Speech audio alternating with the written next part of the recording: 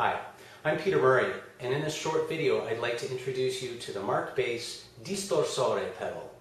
The Distorsore is a tube distortion pedal that gives you enough control to create a wide variety of distortion sounds, ranging from subtle overdrive to full-on fuzz tone chaos. Now let's have a closer look. Let's have a look at the controls on the Distorsore. The stack pot on the left side controls gain and volume.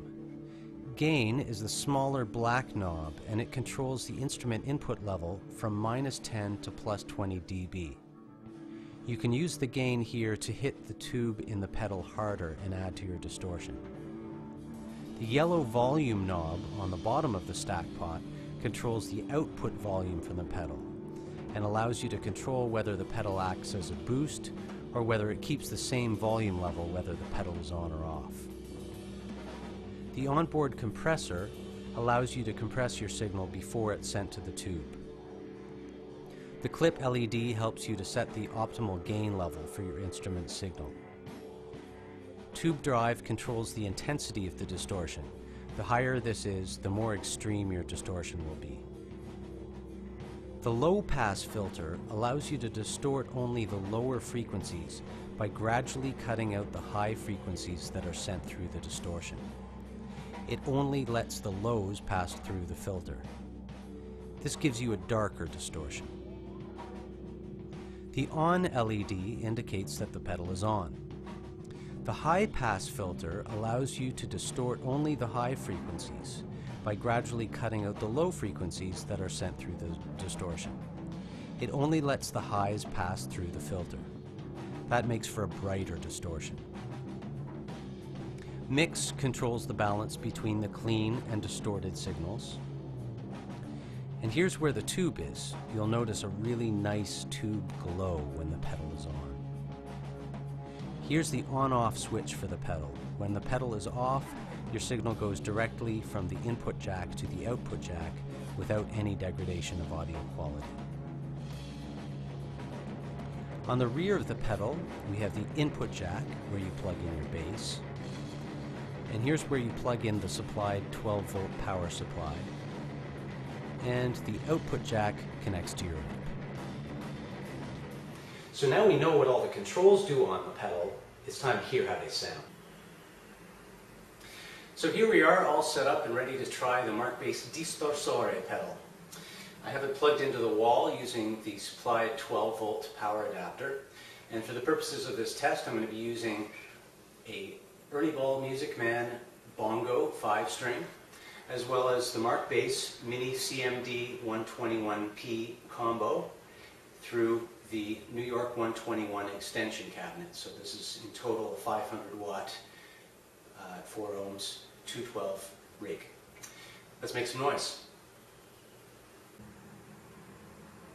As we've seen, the controls on the Distorsore allow you to get a lot of different kinds of distorted tones by balancing the different levels of gain, the amount of compression, the amount of distortion relative to the clean signal, the amount of distortion itself, and then whether you use low-pass and or high-pass filters to filter the distortion, so you're either only distorting the highs or only distorting the lows.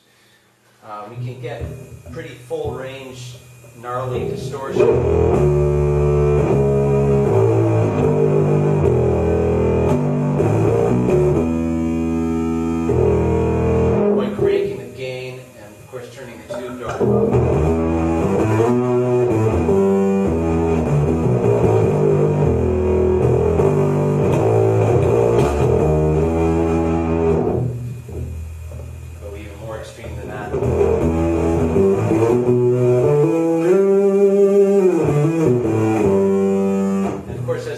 Up, we probably want to put some compression on it to level out the sound.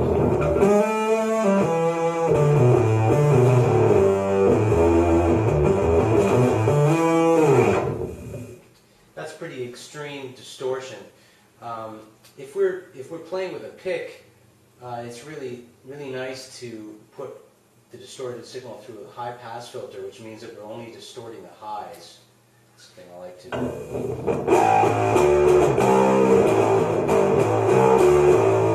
Keeps the lows tighter. Might mix in some clean signal. That's giving us a much hotter signal, so we can adjust our output volume.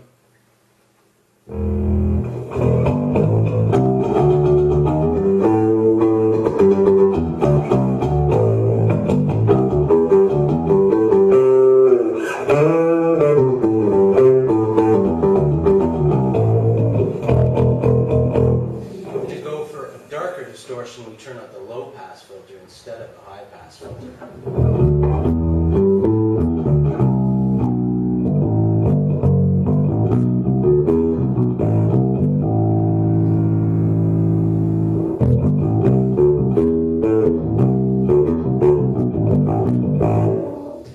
And of course, if we want more subtle distortion, we can turn down the tube drive, and another thing we can do is mix in more clean signal.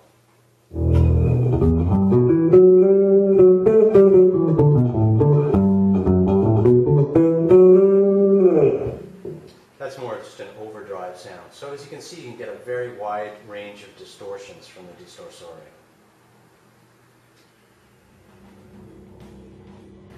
Thanks for checking out this video. If you have any questions at all about this pedal or about any Markbass products, please write to us at info@markbass.it. Ciao for now.